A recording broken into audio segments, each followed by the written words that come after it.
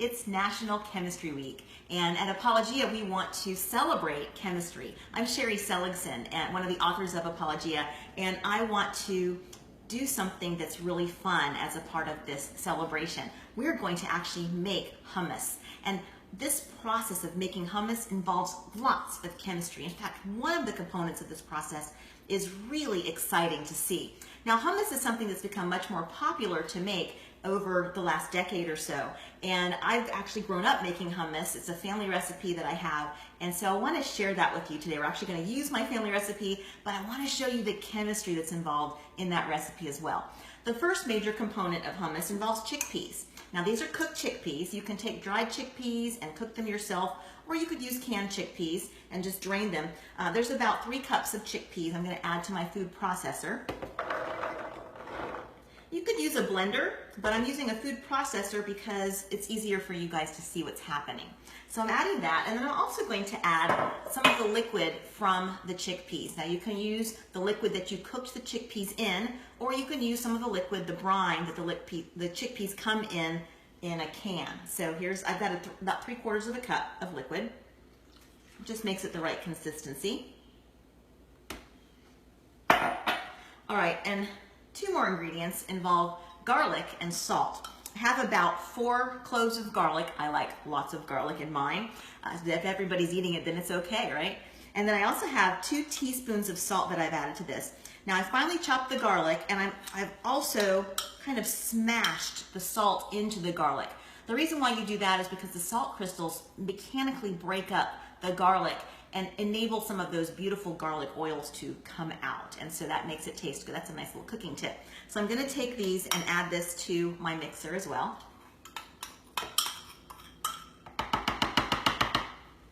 And then I'm gonna blend it up just a little bit to get it started. The most fun chemistry hasn't come yet, so here we go, let's get started.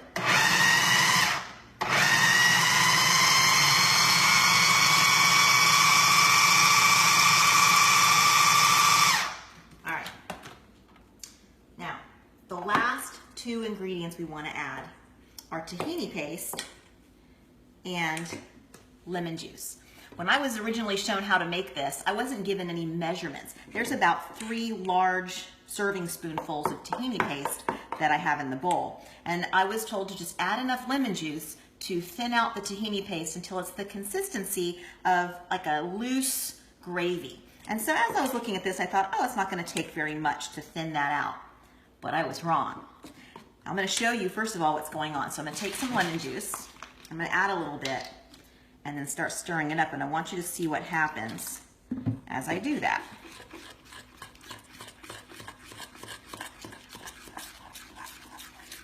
It's not thinning. What's happening? It's gotten thicker. Okay, let's talk about what's going on. You would think when you add liquid to something, it would thin it out. But tahini is actually made up of sesame seeds that have been roasted and ground up into a paste, in the same way that you would grind up peanuts to make peanut butter, but there's no sugar in it. And then they take the ground sesames and they suspend them or mix them in oil and store them. That's what happens when you get a container of tahini from the store. It's the sesame seeds and the oil. And it's called an emulsion. An emulsion is when you have very finely droplets of a material suspended or evenly distributed in another material. So the sesame seed paste is evenly, finely distributed in the oil. When we add any kind of liquid, in this case lemon juice, it actually causes the molecules to do something. Sesame seed paste is primarily made of long chains of carbohydrate, which is long bits of sugar molecules stuck together. And a piece of those carbohydrate molecules is drawn to the liquid as it's added. So they begin to come out of that emulsion, out of that even dispersion, and clump up together and form this thicker material. So you have to continue to add more and more liquid to overcome that thickness. I'm going to keep adding some more. And I want to show you something else as we're doing this. Notice the color as well as the consistency change. It has actually gotten lighter in color. I have a small amount of of tahini paste that we started with so you can compare. Notice the color difference. It's actually gotten lighter in color. It's bleached out a bit. And not only is it bleached out a bit, when I feel the bowl, it's gotten a little warmer too. That is indicative of a chemical reaction, a chemical change. There's a bleaching out of these chemicals and there's a releasing of heat.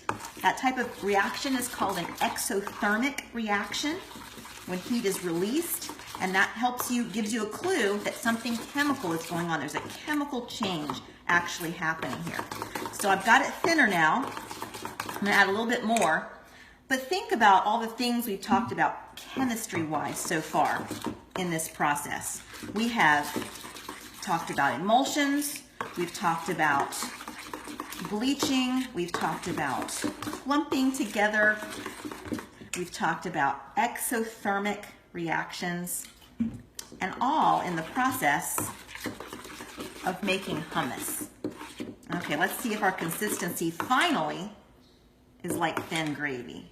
And I would say yes, it is. So I'm going to take this now and add it to my mixture in the food processor.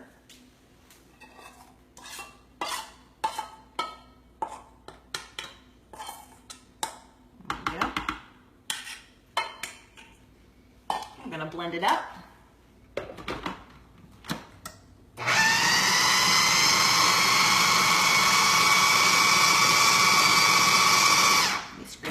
Just a little bit mix better. Oh, the aromas.